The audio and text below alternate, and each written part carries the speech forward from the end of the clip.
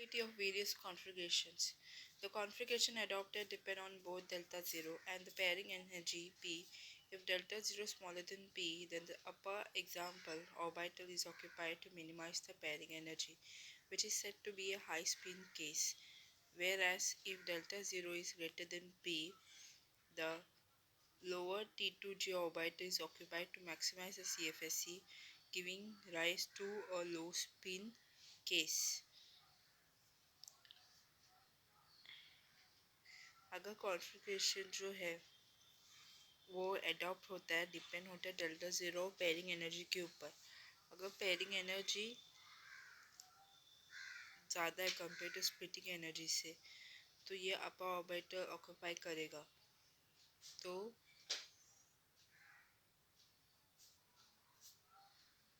ताकि pairing energy को minimise कर सके तब ये हाई स्पिन है.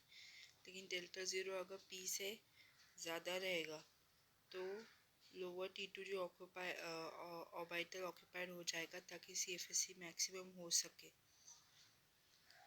तो ये लो स्पिन का केस आएगा. Pairing energy for the given element is fixed, so the configuration adopted is actually determined by the value of delta zero. Pairing energy जो है एलिमेंट का वो फिक्स्ड है और ये एडॉप्टेड है. कॉन्फ़िगरेशन ने इसको एडॉप्ट किया है और डेल्टा ज़ीरो इसको डिटरमाइन करता है. The first case with configuration T2G3 EG1 arises with the presence of weak field ligand. मतलब ये लो स्पिन कॉम्प्लेक्स है. Whereas strong field ligand T2G4 configurations occur. Strong field ligand T2G4 configuration occur. मतलब ये low spin complex है. तो जहाँ पे लो spin complex है वहाँ पे पेयरिंग एनर्जी ज़्यादा है कंपेयर टू डेल्टा ज़ीरो से, क्योंकि इलेक्ट्रॉन जो है लोअर ऑर्बिटल में ही रहेगा, वो हायर ऑर्बिटल में नहीं जाएगा. और जहाँ पे स्प्लिटिंग एनर्जी ज़्यादा है पेयरिंग एनर्जी से वो हाई स्पिन है तो इलेक्ट्रॉन जो है सीधा हायर ऑर्बिटल के ऊपर जाएगा. तो जो लो स्पिन कॉम्प्लेक्स है उसमें स्ट्रॉन्ग फील्ड लिगैंड है जैसे कि T2G4 D4 ऑर्बिटल का कॉन्फ़िगरेशन है और हाई स्पिन में वीक फील्ड लिगैंड है क्योंकि फोर्थ इलेक्ट्रॉन जो है ऊपर ईजी ऑर्बिटल में चला जाएगा, इसीलिए वीक फील्ड लिगैंड के प्रेजेंस में तो T2G3 EG1 आता है. Similarly, for all other cases, we can have either a low spin or a high spin configuration, and their total energy can be calculated using the equation given above. तो दूसरे के cases में लो spin या फिर high spin configuration जो है total energy calculate होता है ऊपर के इक्वेशन के हिसाब से. In general, we can follow the following rules when dealing with transition metal complex. हम लोग rules follow कर सकते हैं ताकि हम transition metal complex से deal कर सके. For D1 D3 case, Hunt's rule will predict the electron will not pair and thus will occupy T2G set of orbital. D1 और D3 केस में ना कॉन्फ़िगरेशन में कुछ चेंजेस नहीं होगा, ठीक है, क्योंकि वो T2G ऑर्बिटल को ऑक्यूपाई करेगा. और ये किसकी वजह से होता है? हंट्स रूल की वजह से. D4 एंड D7 यहाँ पे इलेक्ट्रॉनिक कॉन्फ़िगरेशन चेंज होगा. There are two possibilities. Either put the electron in the T2G orbital set and thus pair up the electron to give a low spin case in a strong field ligand situations. Otherwise, we can put the electron in the EG orbital set which lies higher in energy where electron do not pair, having a high spin case in weak field ligand situation. तो D4 D7 में दो possibility आ सकता है. एक है लो spin complex और high spin complex. लो spin complex में क्या होता है, जो थर्ड इलेक्ट्रॉन भरने के बाद जो नेक्स्ट इलेक्ट्रॉन जो T2G ऑर्बिटल में पेयर हो सकता है, उसकी वजह से लो स्पिन केस फॉर्म हो सकता है. किसके प्रेजेंस में? स्ट्रॉन्ग लिगैंड फील्ड सिचुएशन के प्रेजेंस में. दूसरे सिचुएशन में इलेक्ट्रॉन जो है हाई एनर्जी ईजी ऑर्बिटल में चला जा सकता है, ठीक है. तो इसकी वजह से इलेक्ट्रॉन पेयर नहीं होगा और हाई स्पिन कॉम्प्लेक्स फॉर्म हो जाएगा किसके प्रेजेंस में? वीक लिगैंड फील्ड की वजह से. There are two major factors. The pairing energy P and EG T2G splitting referred to as delta 0 10 DQ और CFSE. तो यहाँ पे दो मेजर फैक्टर जो है, एक तो है पेयरिंग एनर्जी और दूसरा है EG T2G स्प्लिटिंग, जिसको डेल्टा ज़ीरो बोलते हैं या फिर 10 DQ बोलते हैं या फिर CFSE बोलते हैं. For both the high spin and low spin cases, it is possible to compute the value of the CFSE. तो दोनों हाई स्पिन और लो स्पिन दोनों के केस में CFSE का वैल्यू कंप्यूट करना पॉसिबल है. दोनों का CFSE का वैल्यू ढूंढ सकते हैं. यहाँ पे crystal field stabilisation, energy for all possible D configuration metal ions, high spin. अगर D1 टिटानियम 3+ है, सो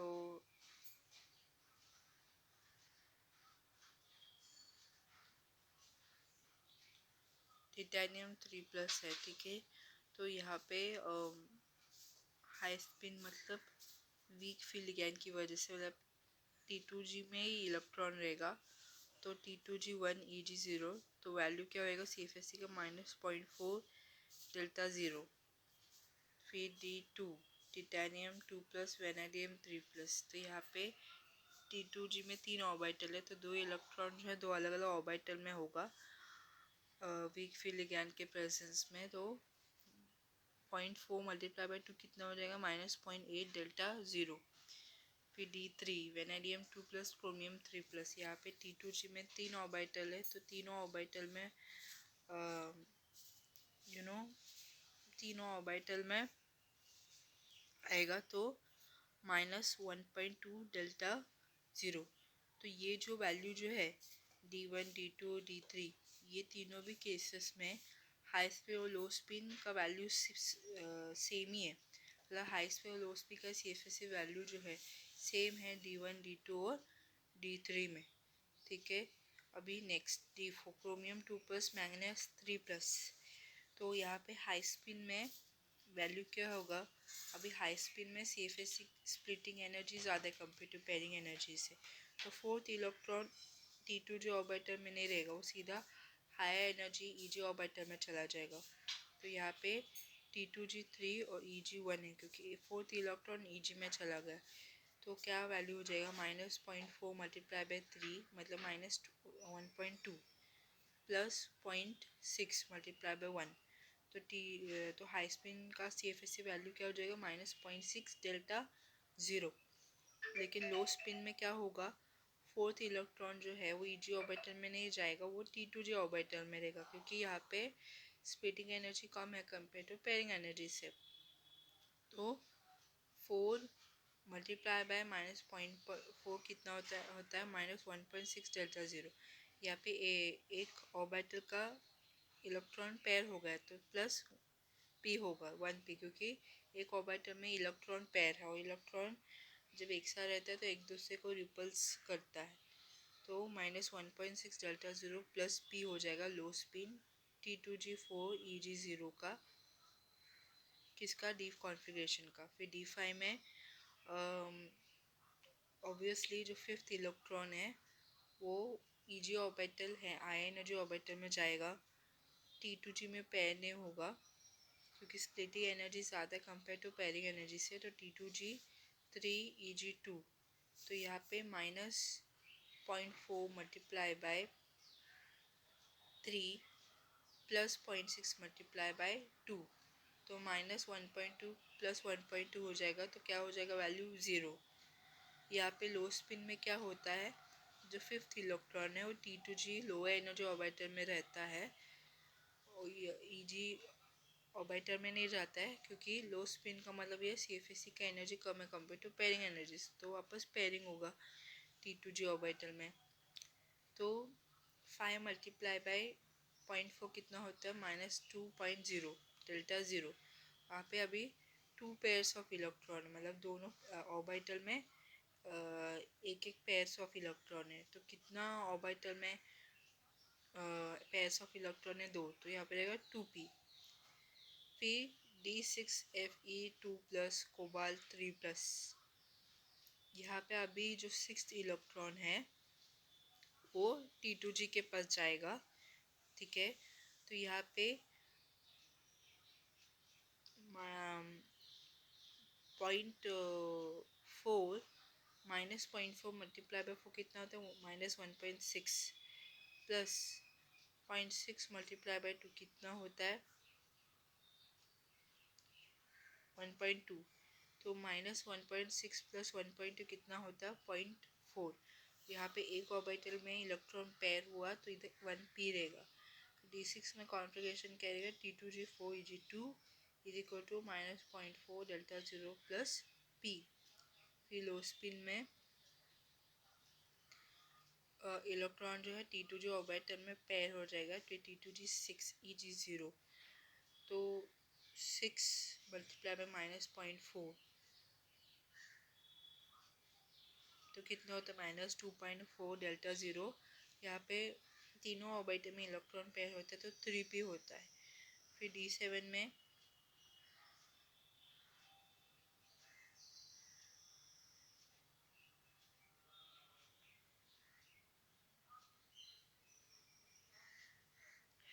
D7 में देखो D7 में ना इन्होंने गलती से ना T2G4 किया लेकिन वो T2G5 है। तो इधर फिफ्थ तो यहाँ पे 7 इलेक्ट्रॉन T2G5 में होता है तो T2G5 Eg2 so -0.4 multiply by 5 कितना होता है -2.0 प्लस 0.6 मल्टीप्लाई बाय 2 कितना होता है 1.2। तो -2.0 प्लस 1.2 कितना होता है -0.8 डेल्टा 0। यहाँ पे दो इलेक्ट्रॉन पेयर हो गया दोनों ऑर्बिटल में तो -0.8 डेल्टा 0 प्लस 2p दो पेयरिंग इलेक्ट्रॉन है इसीलिए। यहाँ पे अभी लो स्पिन है तो फाइनली अभी जो 7th इलेक्ट्रॉन है मतलब T2G में 6 इलेक्ट्रॉन भर गया। अब एक एक्स्ट्रा इलेक्ट्रॉन है वो किधर जाएगा finally Eg high energy orbital में जाएगा। ठीक है क्योंकि T2G में तीनों ऑर्बिटल का इलेक्ट्रॉन भर गया है पेयर अप हो गया है तो जो एक्स्ट्रा इलेक्ट्रॉन है 7 electron Eg high energy orbital में जाएगा। तो यहाँ पे -0.4 मल्टीप्लाई बाय 6 कितना होता है -2.4 प्लस 0.6 मल्टीप्लाई बाय 1 कितना होता है +0.6। तो -2.4 प्लस 0.6 कितना हो जाता है -1.8 डेल्टा 0। यहाँ पे 3 पेयर ऑफ इलेक्ट्रॉन है तो यहाँ पे 3p आ जाएगा। ठीक है तो D4 से लेकर D7 तक हाई स्पिन और लो स्पिन दोनों का भी CFSE वैल्यू अलग अलग है।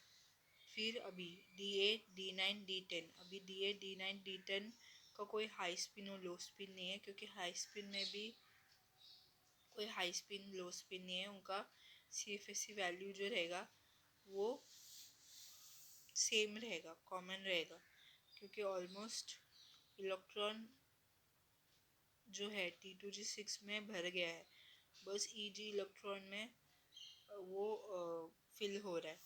तो यहाँ पे T2G जो रहेगा वो 6 रहेगा तो 2 इलेक्ट्रॉन बच गया तो 2 इलेक्ट्रॉन किधर जाएगा Eg में चला जाएगा।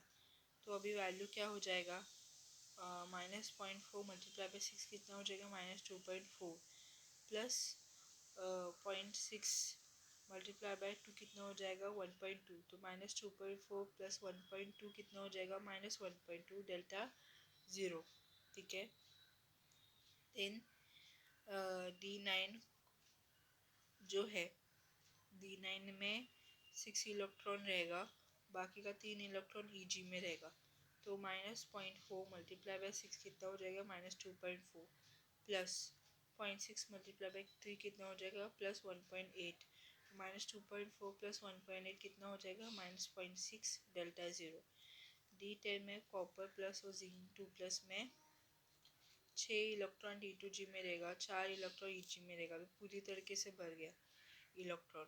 तो -0.6 -0.4 मल्टीप्लाई बाय 6 कितना हो जाएगा -2.4 प्लस 0.6 मल्टीप्लाई बाय 4 कितना हो जाएगा वो भी 2.4। तो -0.6 -2.4 प्लस 2.4 कितना हो जाएगा 0 delta 0। Now consider an octahedral complex FeCN63 minus having Fa3 plus as a central metal ion and 6Cn minus ion as surrounding ligands providing an octahedral ligand fields। तो कंसिडर करो octahedral complex hexa cyano iron 3 का C N जो है ये strong field ligand है। Okay, तो strong field ligand है तो Fe3+CN6 क्या दिखाएगा, लो स्पिन कॉम्प्लेक्स दिखाएगा। तो Fe3+ as a centre, Fe3+ जो है सेंटर मेटल आयन है और 6 साइनो आयन सराउंडेड है साइनो लिगैंड से और ऑक्टाहेड्रल लिगैंड फील्ड दिखाता है। तो यहाँ पे D5 केस है क्योंकि Fe जो है 6 है, Fe6 है,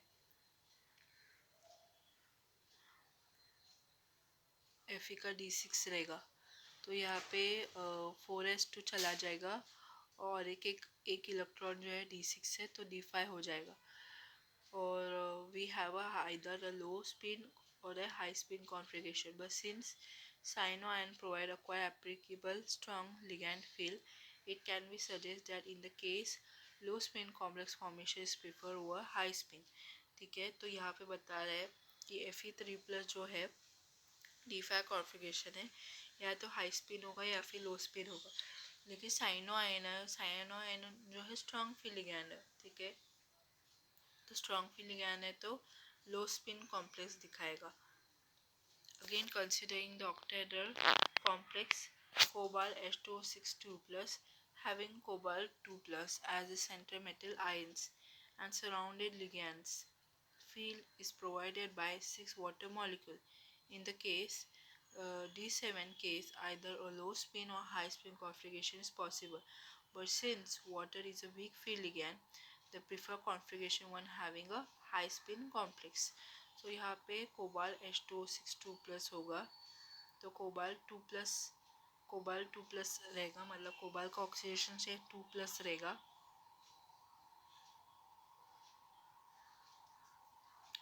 और ये 6 वाटर मॉलिक्यूल से सराउंडेड होगा। तो यहाँ पे कोबाल्ट 2+ का कॉन्फ़िगरेशन D7 होगा। अभी हाई स्पिन लो स्पिन कुछ भी हो सकता है, लेकिन वाटर जो है वो वीक फील्ड लिगैंड है। वीक फील्ड लिगैंड है तो कोबाल्ट H2O6 2+ जो है वो हाई स्पिन कॉम्प्लेक्स दिखाएगा।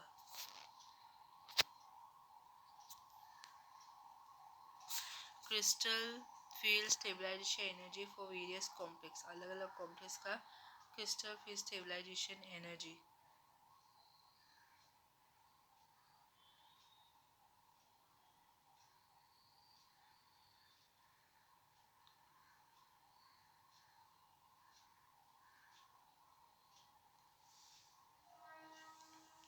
क्रोमियम H2O6 2+, यहाँ पे क्या होगा, कॉन्फ़िगरेशन D4 हो जाएगा।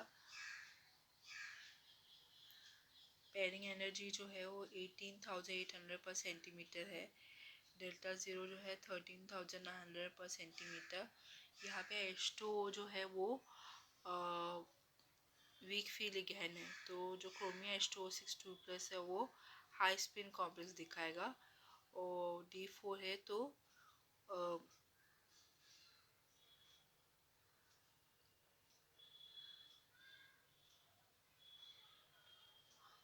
हाई स्पीड रहेगा।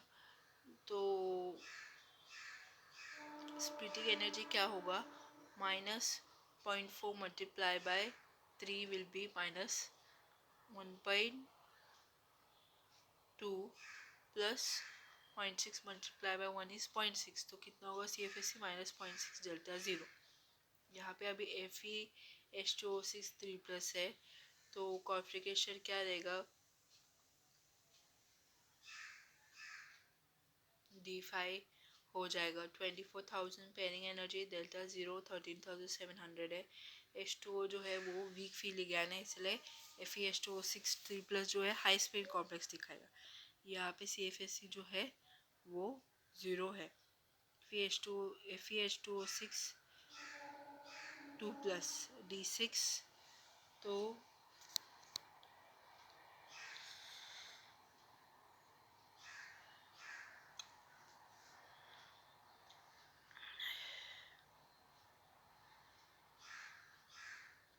तो 14,100 पेयरिंग एनर्जी होगा। डेल्टा ज़ीरो 10,400 पर सेंटीमीटर।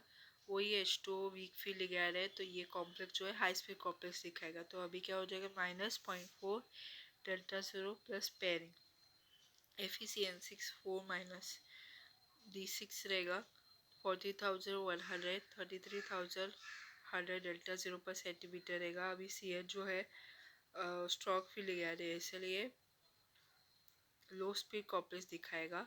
तो वैल्यू क्या रहेगा -2.4 delta zero plus 3p cobalt Fe6 3 minus D6 16,800 पेरी डेल्टा ज़ीरो 30,100। अभी F जो है वो वीक फीलिंग है तो कोबाल Fe6 3 वाला हाई स्पीड कॉम्प्लेक्स दिखाएगा। तो -0.4 डेल्टा ज़ीरो प्लस p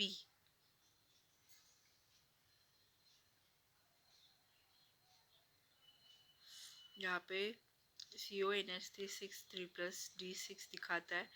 तो पेयरिंग 16,800 डेल्टा ज़ीरो 23,000। यहाँ पे अमोनिया जो है स्ट्रॉन्ग फिलिगैन है तो CONH363 प्लस जो है वो लो स्पीड कॉम्प्लेक्स दिखाएगा। तो CFSC वैल्यू क्या रहेगा -2.4 delta zero 3p कोबाल H2O6 2 plus. तो यहाँ पे D7 कॉन्फ़िगरेशन रहेगा। Pairing 18,000 delta zero 9,300। H2O जो है वो वीक फील्ड लिगार दिखाता है तो CH2O6 2 प्लस जो है वो हाई स्पीड कॉम्प्लेक्स दिखाएगा। तो CFSC वैल्यू क्या रहेगा -0.8 डेल्टा ज़ीरो प्लस 2p